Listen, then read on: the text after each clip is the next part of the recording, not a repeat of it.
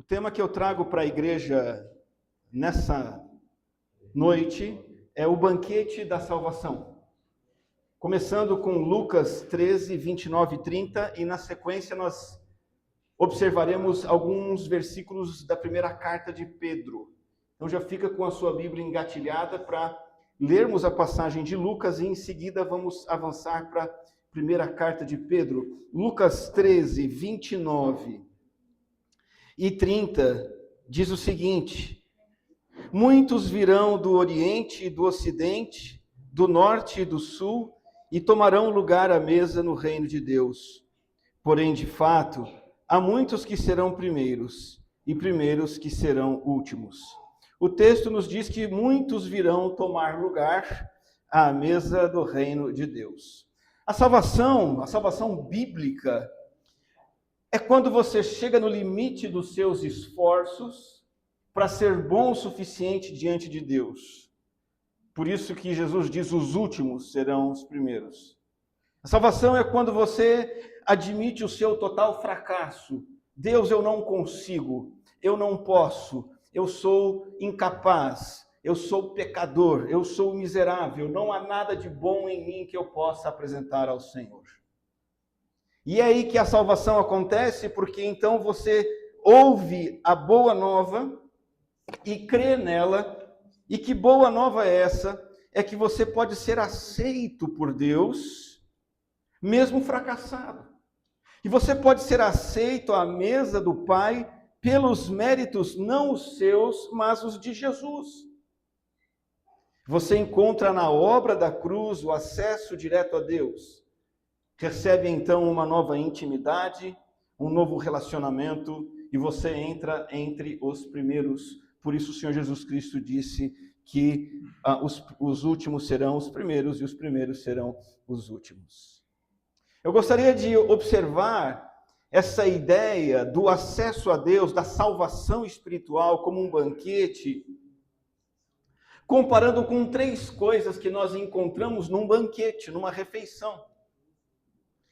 Maneiras pelas quais a nossa vida é moldada pelo Evangelho, pela salvação. Maneiras pelas quais participamos desse banquete. E para isso, vamos recorrer a algumas passagens em 1 Pedro agora. E a primeira está no capítulo 1, versos 8 e 9. 1 Pedro, capítulo 1, versos 8 e 9.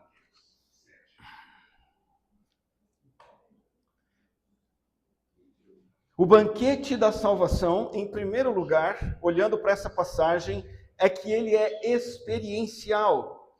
Ele é uma experiência. 1 Pedro capítulo 1, versos 8 e 9 dizem assim: mesmo sem tê-lo visto, vocês o amam. Mesmo não o vendo agora, mas crendo nele, exultam com uma alegria indescritível e cheia de glória, obtendo o alvo dessa fé, a salvação da sua alma. Banquete é algo concreto. Banquete é algo que você vive. Você já parou para pensar que quando você come de uma refeição, e se ela é especial, isso acontece ainda mais, isso mexe com os seus 5 sentidos? Não é só o paladar. Quando você come um banquete, uma refeição especial, o seu paladar é abençoado, mas a sua visão também fica encantada. Quando você vai a um restaurante e a comida é bem preparada, o garçom faz questão de apresentar essa comida na sua mesa, fazer o corte diante de você, e tudo aquilo é muito bonito, e você quer até tirar uma foto e registrar, porque mexe com o paladar, mexe com a visão, mexe com o olfato, é claro. Adoramos o aroma de uma boa refeição, até mesmo a audição. Quem não gosta de escutar a carne? Você entendeu? Na brasa. Você sabe qual é aquele barulhinho? Até mesmo a nossa audição e o nosso tato, nós tocamos o alimento, isso nos satisfaz. Então, o que Pedro está dizendo aqui é que nós somos satisfeitos de maneira concreta por aquilo que temos em Cristo. Veja que Pedro diz 2 coisas: vocês não viram Jesus, vocês não estão vendo Jesus agora, mas vocês o amam. Isso é uma experiência concreta. Vocês têm uma alegria indescritível, cheia de glória, e vocês exultam.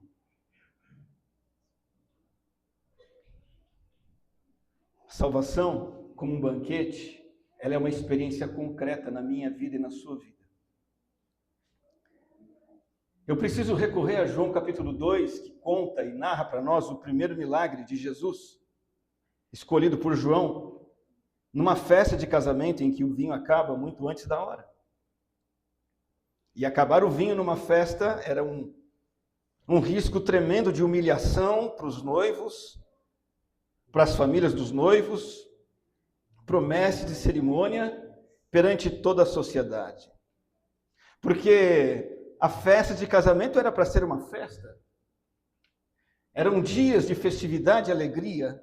E Jesus então vai fazer a sua primeira demonstração pública de poder numa festa onde o vinho acaba e ele transforma 600 litros de água que estavam em várias talhas de pedra, ele transforma tudo isso em vinho.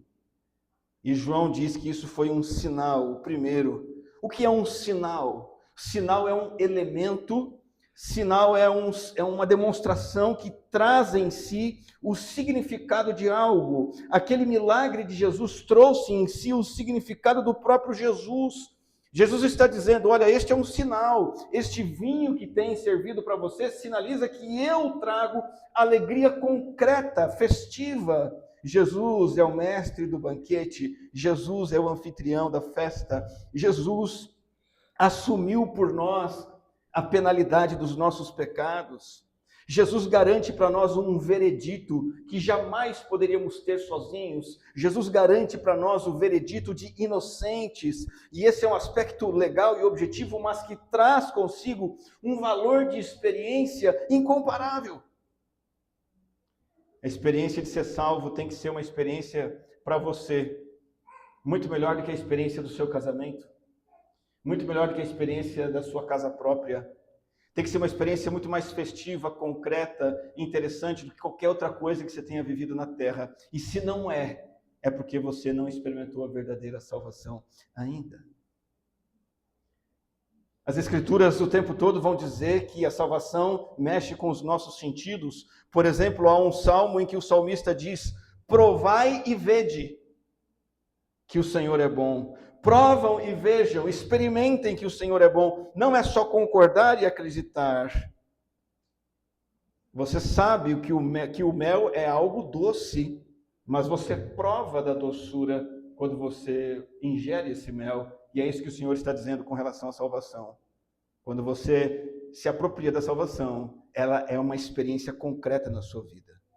Eu sei crendo, e então eu sinto essa realidade. Eu sinto essa beleza, eu sinto esse poder do amor. Um amor que é cada vez mais real e cada vez mais impressionante, importante do que qualquer outro amor humano. Que dá mais prazer do que qualquer outra coisa prazerosa. E eu quero trazer alguns exemplos práticos de como experimentamos a salvação. Por exemplo, uma pessoa que vive afligida pelo medo e o cansaço da vida. Quando ela encontra Cristo, quando ela conhece Cristo, ela tem poder para se erguer. Ela é fortalecida no meio do seu medo e do seu cansaço. Seja o medo do futuro, seja o cansaço por uma enfermidade, seja a fadiga da rotina da vida, seja lá o que for. A salvação nos fortalece quando estamos amedrontados e cansados. Talvez alguém se sinta atormentado por culpa e vergonha pelos seus pecados. A salvação em Cristo torna concreta uma experiência de cura. Quem é tomado por culpa e vergonha, não importa o que tenha feito, quando crê no perdão e na absolvição que há em Cristo, este que crê prova, saboreia, degusta no coração o perdão generoso, a dádiva da absolvição plena, a certeza de ter sido aceito. Você se lembra nos evangelhos quantos e quantos personagens que se encontram com Jesus, carregados pela culpa, após o encontro com Jesus, saem leves, alegres, saltitantes, entregando o seu perfume, entregando os seus pertences, celebrando esse amor e esse perdão para todos. E todos até se escandalizavam com a grandeza da experiência daquelas pessoas de se sentirem perdoadas. porque os religiosos daquele tempo nada mais faziam do que colocavam nas costas do povo o peso da culpa. Vocês são culpados e vocês precisam de mais religião, e mais religião, e mais religião. E as pessoas se sentiam oprimidas, e quando encontravam Jesus, elas tinham certeza de que não havia mais culpa. E isso era concreto para elas. Isso mudava o semblante delas. Isso colocava um sorriso nos lábios delas. Isso fazia bem para o coração delas. Isso fazia bem para a saúde mental delas. Isso as renovava. Quem está tomado por ansiedade também experimenta de maneira concreta o poder da salvação. Quando a ansiedade nos domina, nós contemplamos com os olhos da fé, nós contemplamos com o nosso coração a majestade radiante de Deus, o poder pleno do Senhor e principalmente a misericórdia do Senhor em nos dar o seu Filho. E quando olhamos para a soberania de Deus, que Deus está no controle, Ele nos ama, esse Deus perfeito entregou o seu Filho por mim, eu não preciso ficar ansioso com o dia de amanhã. Eu não preciso ficar ansioso com o pagamento ou não daquela fatura amanhã. Eu não preciso ficar ansioso ou não com o meu futuro, porque eu sei que eu tenho um Deus soberano que me ama e amou-me ao ponto de entregar o seu Filho por mim. E quem tem medo da morte? Quem vive angustiado pelo dia da sua morte? Esse pavor é eliminado pela certeza que somente a salvação em Cristo nos dá. Essa certeza concreta de que esse Jesus foi preparar um lugar para cada um dos que creem nele para a salvação.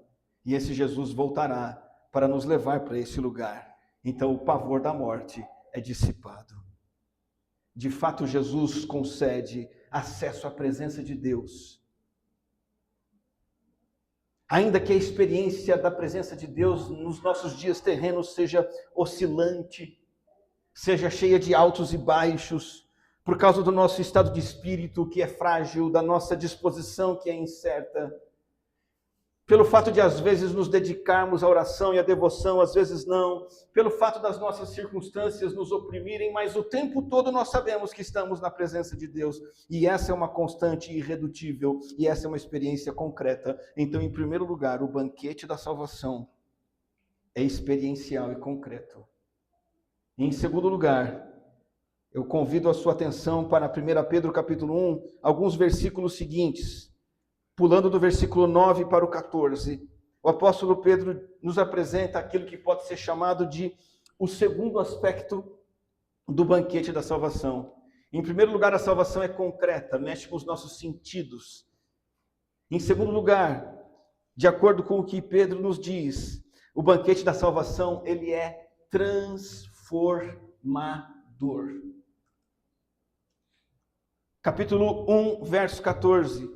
Como filhos obedientes, não vivam conforme as paixões que vocês tinham anteriormente, quando ainda estavam na ignorância. Pelo contrário, assim como é santo aquele que os chamou, sejam santos vocês também em tudo que fizerem, porque está escrito: sejam santos, porque eu sou santo. Note a simplicidade e a profundidade com a qual o apóstolo Pedro trata do assunto aqui. Ele fala sobre não mais. Não mais o quê? Não mais vivam de acordo com as suas paixões antigas. Paixões de gente que estava na ignorância em relação a Deus. E aí ele diz assim, pelo contrário, ou seja, algo completamente diferente. Algo oposto deve acontecer e começa a acontecer. Seja santo em tudo que você faz, ou seja, seja separado para Deus em tudo que você faz. Em tudo que você fizer, naquilo que você fizer, o que você fizer, faça aquilo, consagrando aquilo a Deus. E Pedro faz questão de destacar que não se trata de uma santidade religiosa. Eu não separo para Deus um momento na semana, no culto no domingo, num lugar diante de um pastor, um líder, no meio de um grupo religioso. Não. Pedro é muito objetivo ao dizer: em tudo o que fizerem, consagrem a Deus. Deus, estou fazendo para o Senhor. Eu quero agradar o Senhor. Eu quero que o Senhor veja e sorria. E essa experiência da salvação é a experiência de transformação. E é isso que o Evangelho faz e traz. Eu preciso continuamente, então, me lembrar e tornar mais e mais conhecido, claro e pessoal para mim mesmo, o Evangelho. O Evangelho que fez isso em mim.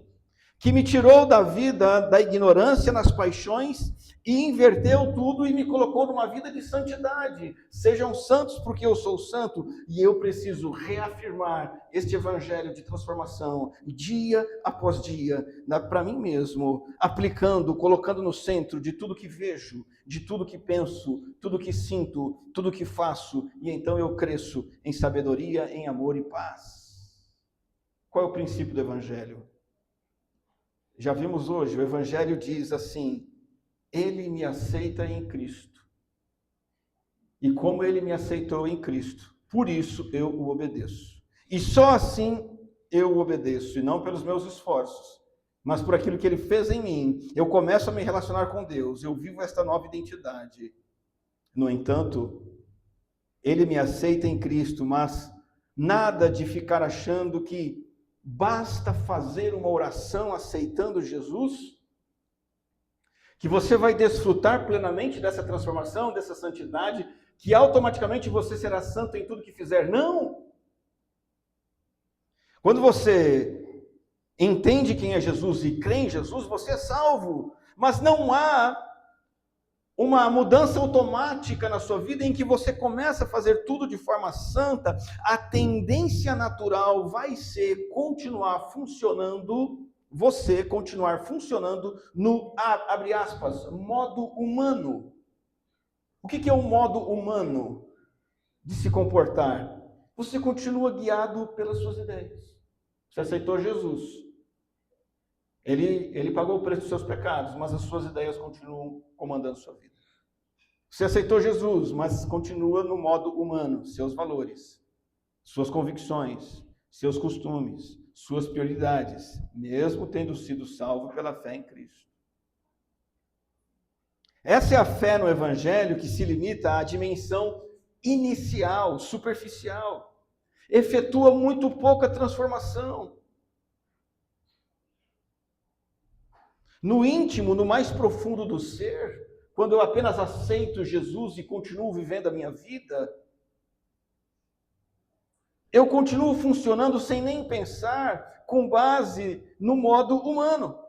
Então eu continuo me preocupando com o meu sucesso profissional, com a minha vida romântica, com a obtenção de poder, como posso ganhar mais dinheiro, como posso ter mais prazer sensual, como posso ser aceito no grupo, mesmo tendo aceitado Jesus. Porque o Evangelho está apenas na superfície. O coração continua guiado por princípios opostos. Eu sou aceito não pelo Evangelho, mas se eu for melhor do que os outros. Eu sou amado se eu me destacar. Eu sou saciado se eu satisfazer os meus desejos. Eu só tenho sentido se eu conseguir comprar o que eu gosto. O significado da vida depende de eu ser como as projeções que eu tenho visto nas mídias sociais. Aceitou Jesus e continua guiado por ganância, raiva, ansiedade, descontrole e ressentimento. Então você precisa sair do, abre aspas, modo humano e migrar para, abre aspas, modo evangelho. Para que você entenda o que eu quero dizer com modo humano e modo evangelho, quero usar essa ilustração simples. Você compra um aparelho de celular, ele vem formatado, ele vem configurado num modo que se chama modo padrão. O celular vem no modo padrão. É funcional, tem as utilidades e você usa daquele jeito. Mas o que nós automaticamente fazemos quando compramos o nosso celular? Nós usamos no modo padrão? Não. Nós começamos a configurar e personalizar e adaptamos o uso para nós. As pessoas de mais idade logo têm que aumentar o tamanho da letra. E por aí vai. O Evangelho precisa começar a reordenar o modo padrão humano no qual nós vivemos, mesmo muitas vezes tendo crido em Jesus. E como que a gente faz isso? E é isso que eu quero mostrar para você agora. É preciso interiorizar o Evangelho mais lá dentro e mais continuamente, no intelecto, no coração, comer e beber o Evangelho, digerir o Evangelho, integrá-lo, aplicá-lo ao íntimo do seu ser. Vou dar exemplos concretos. Primeiro exemplo, no modo padrão, você mesmo aceitando Jesus não é generoso. No modo padrão, com o dinheiro, com os bens materiais, não somos generosos. Muitas coisas nos impedem de contribuir com a obra de Deus. Muitas coisas e desejos e fatores nos impedem de ajudar o necessitado. E em nenhum momento o Evangelho vem e diz, bom, você aceitou Jesus, agora você é obrigado a dar dinheiro na igreja. Não existe isso. É igual fazer exame de sangue. Você só faz exame de sangue porque você é obrigado a fazer. Você tem medo de morrer, você tem medo de saúde, do colesterol, sei lá, você tem algum medo, você vai lá e tá bom, vai. Ser generoso não é assim. O Evangelho não funciona desse jeito, como uma obrigação. A questão é que, no modo padrão, o dinheiro é o quê? Para nós. Um meio de obter prazer, aprovação, respeito, coisas que trazem saciedade, segurança, autonomia e controle. Agora, tente se lembrar o que o apóstolo Paulo fala aos crentes de Corinto sobre generosidade. Ele vai convidar a igreja de Corinto a doar. Só que ele não vai fazer manipulação emocional, não vai impor um dever. Ele vai chamar os crentes de Corinto para conhecerem mais e mais da graça infinitamente generosa em Cristo Jesus. Em 2 Coríntios capítulo 8, o apóstolo Paulo vai dizer o seguinte, olha, é o evangelho que gera generosidade. Lá no capítulo 8, Paulo vai dizer, vejam como Cristo se doou. Assim como você vê e entende que Cristo se doou, doe você também. Olhar a generosidade de Cristo, que abriu mão de sua riqueza e se fez pobre para nos tornar ricos em Deus, isso rompe com a avareza. Então você vê que o Evangelho nos transforma. Vou dar outro exemplo. Casamento que precisa ser consertado ou fortalecido. Quando Paulo fala sobre isso aos Efésios, ele fala num contexto de posturas pagãs que determinavam o modo como as pessoas eram casadas.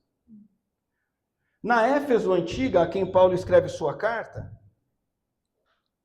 como era o casamento? O que era o casamento? O casamento era um vínculo de mero destaque social, um vínculo apenas para a reprodução. A maioria dos homens buscava gratificação sexual fora do casamento, e era muito comum que homens buscassem gratificação sexual com outros homens.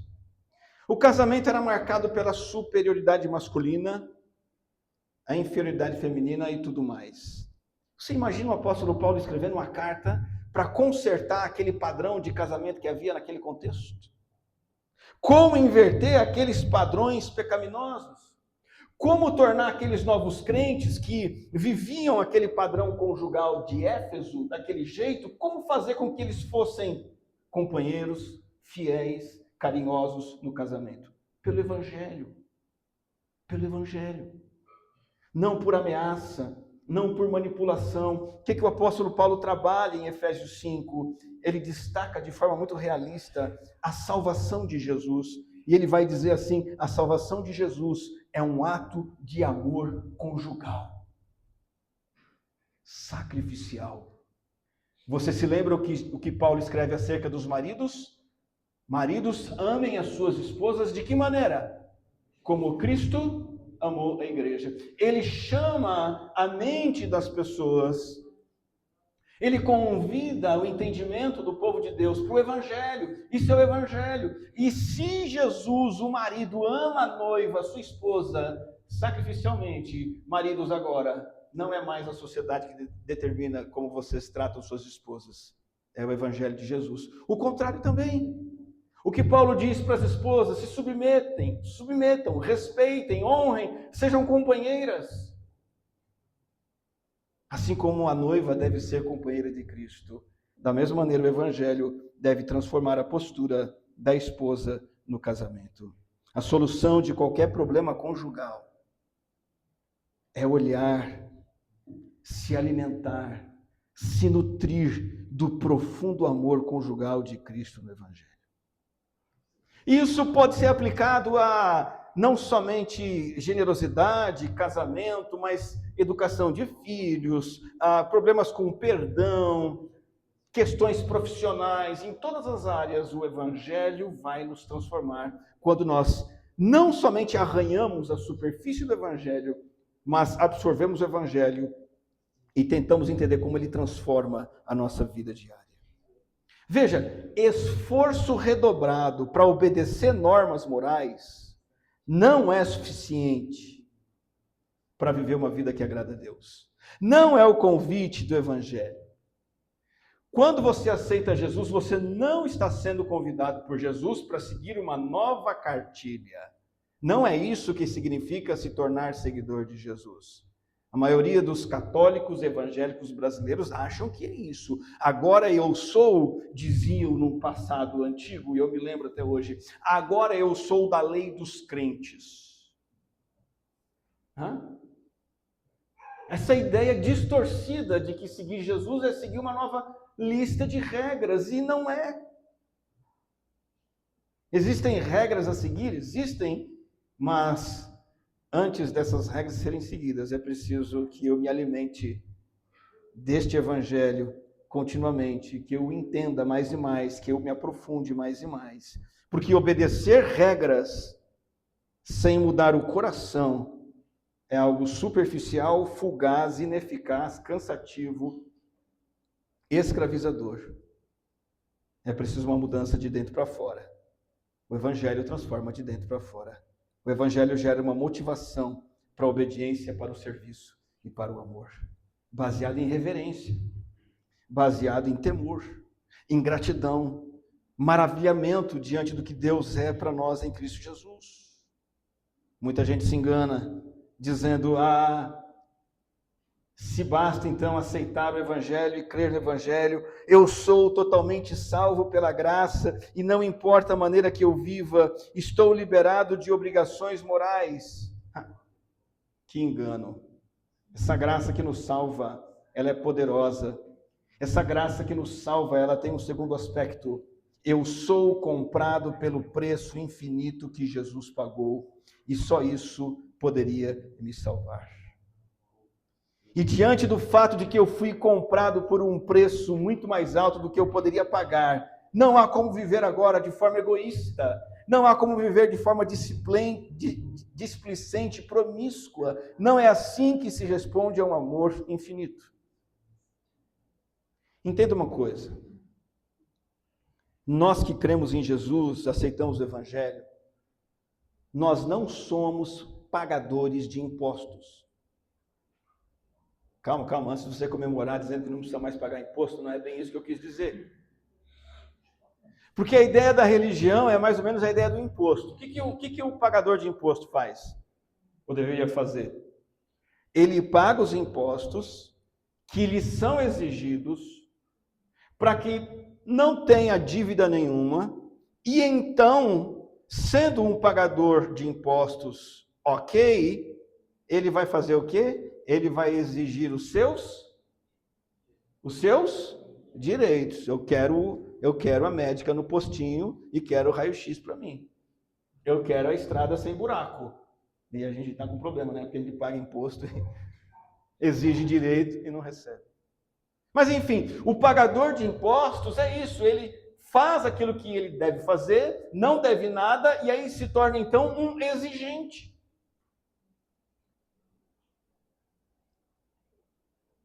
Meus irmãos, nós somos pecadores salvos pela graça. O preço da nossa salvação foi pago por Cristo. Não temos exigências a fazer, só temos dívida de amor, não de peso, dívida de gratidão, não por um fardo. Quem se vê pecador salvo pela graça, não vê limite para o que Deus possa fazer nele, por ele, através dele e exigir dele. Porque eu não paguei pela minha salvação, o Senhor pagou pela minha salvação. A graça imerecida e espantosa é extremamente eficaz. É por isso que Paulo vai entregar a vida dele para Cristo. Pedro vai entregar a sua vida para Cristo. João. Os cristãos do Novo Testamento, da igreja primitiva, por quê? Porque eles sabiam que eles tinham sido comprados. Não havia exigência mais a fazer, mas tão somente devolver ao Senhor um pouquinho de gratidão e de amor, e é isso que transforma. Pessoas sem vida transformada, pessoas sem engajamento no reino de Deus, podem até ter aceitado Jesus um dia, mas não entenderam o alto preço da salvação e do Evangelho. Não entenderam ainda quão terrível e profundo é o seu pecado e as consequências do pecado.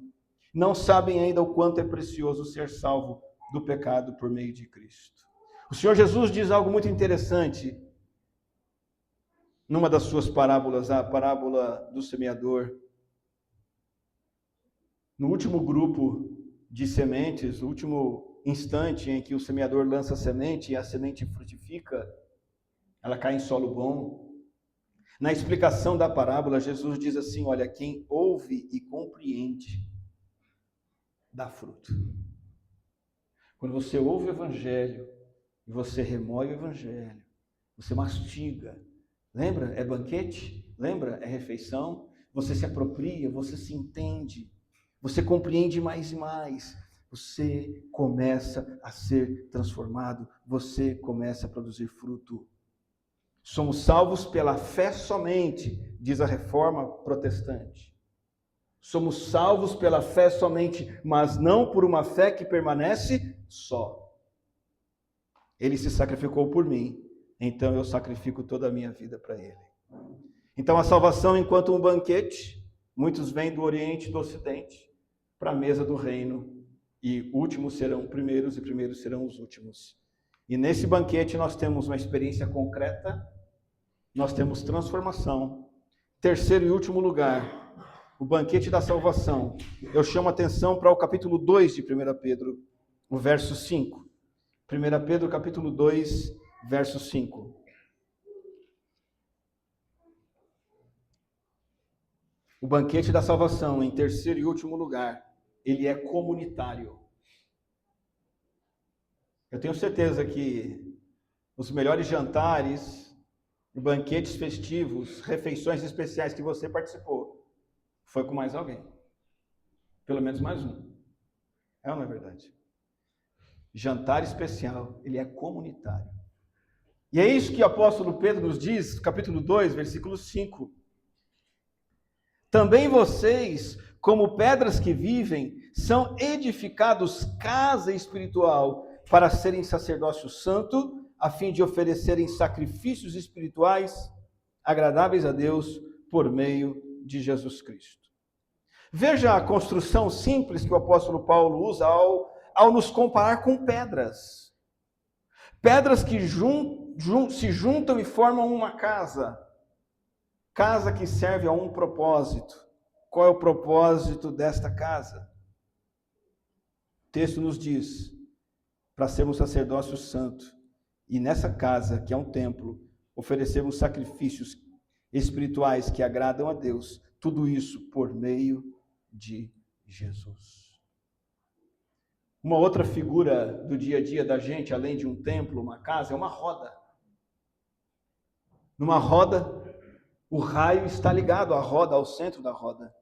Mas ao estar ligado ao centro da roda, esse raio está ligado, está unido, está próximo de todos os outros raios que formam essa roda. Como já mencionei, todo banquete é em grupo. Confraternização da igreja. a gente come junto. Confraternização da empresa, as pessoas se juntam, happy hour. Confraternização na escola, mesa de salgadinho, refrigerante, bolo, come junto. Festa de aniversário de família, as pessoas se juntam, é ocasião de comunhão. Refeição especial significa convidar alguém para comer junto, e isso é manifestar amizade. Agora, a fé cristã na nossa cultura aqui no Brasil, ela está sendo, ao longo do tempo, individualizada, particularizada, trazida para o fórum íntimo e pessoal. Então é por isso que muitos querem vivenciar uma salvação isolada, uma salvação particular, uma salvação alimentada por uma experiência sem comunidade, sem convívio. Então alguns vão à igreja, mas vão à igreja como se fossem ao cinema. Quanto menos gente olhar para a cara delas, melhor. Quanto menos gente eu puder cumprimentar, melhor. Quanto mais rápido eu puder sair sem falar com ninguém, melhor. Porque é assim que eu vou ao cinema. Eu consumo o que os produtores do filme fizeram. Eu não quero relacionamentos. Mas isso não é a salvação de Cristo. O banquete da salvação é comunitário. É verdade que a igreja já cansou muita gente, tem gente que quer sair fora. É verdade que a igreja já traumatizou e ofendeu a muitos. Sim, mas a solução não é abandoná-la. Porque não se vive a vida cristã sozinho. Assim como um banquete que você vai participar não é uma experiência isolada. Agora, ainda que seja uma experiência de comunhão, que comunhão é essa? Pedro nos deixou muito claro, não é uma experiência comunitária de oba-oba, festa, gente legal, o meu grupinho. Não.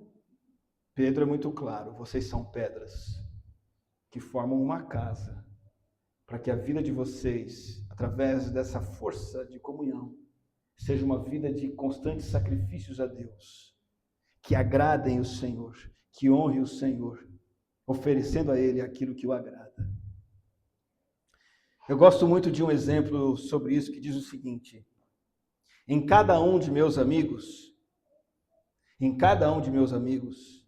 há algo que somente o outro pode trazer à plena luz. Sozinho eu não sou capaz de chamar a atenção de uma pessoa por inteiro. Então eu vou pegar aqui como exemplo a minha família. Nós somos em 5. Eu, a Cris, Isabela, Thalita e Babi. Vou pegar a Cris para Cristo agora. Então, aquilo que eu sei sobre a Cris é limitado até certo ponto àquilo que a Isa, minha filha mais velha, sabe sobre a mãe dela e manifesta no dia a dia sobre a mãe dela. Que eu vejo coisas sobre a Cris que é a Isa que vê e me permite ver. De maneira que se a Isa for tirada do nosso convívio, essa perspectiva que ela tem da mãe vai sair de nós. Porque é a visão que ela tem. E o mesmo sobre mim. A Babi me vê de determinadas maneiras que só ela vê. A Isa vê outras coisas, a Thalita vê outras coisas, a Cris vê outras coisas. E sem a perspectiva da Babi sobre mim, e claro que a Babi tem uma visão de mim assim maravilhosa, né? Eu sou um pai maravilhoso. Não é? Isabela deu aquela olhada para ela agora. Essa é uma visão necessária. E nós fazemos exatamente isso com o nosso Senhor e Salvador Jesus Cristo. Eu preciso de todas as outras luzes, além da minha, para enxergar a beleza, a grandeza, a vontade, o caminho de Cristo em todas as suas facetas. O que o livro de Apocalipse diz sobre a visão celestial? Nós veremos milhares e milhares de santos conosco, dando glória a Cristo, cada um trazendo uma luz particular do conhecimento de Deus em Cristo, agregando conhecimento. Então, cada crente vê a Deus, tem a sua experiência com Deus, tem a sua caminhada com Deus, e compartilha essa experiência, essa visão com os seus irmãos, enriquecendo-os no conhecimento e na caminhada com Deus. Dito de outra forma, cada crente se alimenta do pão celestial e compartilha esse pão que ele recebe com seus irmãos. E assim nós ficamos muito mais saciados do que se nós comemos sozinhos. O relacionamento solitário com Jesus é o mais pobre que se pode ter. Precisamos estar em aliança, comunidade, família, relacionamentos. E é isso que nós temos feito como igreja, como povo de Deus. E assim o conheceremos mais e mais e seremos poderosamente transformados. Nós vimos que um banquete é algo especial. E vimos que um banquete é especial em 3 aspectos que também se aplicam à nossa experiência de salvação. É especial porque é algo concreto. A salvação é concreta. É especial porque transforma. O jantar nos revigora, o jantar a comida nos nutre, nos fortalece. E assim é a salvação, ela também nos faz desenvolver, nos transforma. E o banquete é comunitário e a salvação também é comunitária. É importante nesse momento, eu convido você a um tempo de reflexão em oração. E convido você a curvar sua cabeça, a fechar os seus olhos. E pensar em apenas 2 questões para nós orarmos agora. Você já participa desse banquete da salvação? Talvez ainda não. Se você ainda não participa desse banquete, hoje é o dia de você começar a participar. E é isso que você deve pedir a Deus agora. Deus, eu quero esse banquete, eu quero essa salvação. Talvez você já participe desse banquete, mas a questão é como você tem participado. Como que você tem participado? Você tem participado em comunidade? Você tem participado em comunhão? Você tem experimentado transformação na sua vida? Em que sua vida tem sido mudada? A salvação tem sido concreta? Ou é algo que você ouve aqui, vive aqui e amanhã não significa nada para você?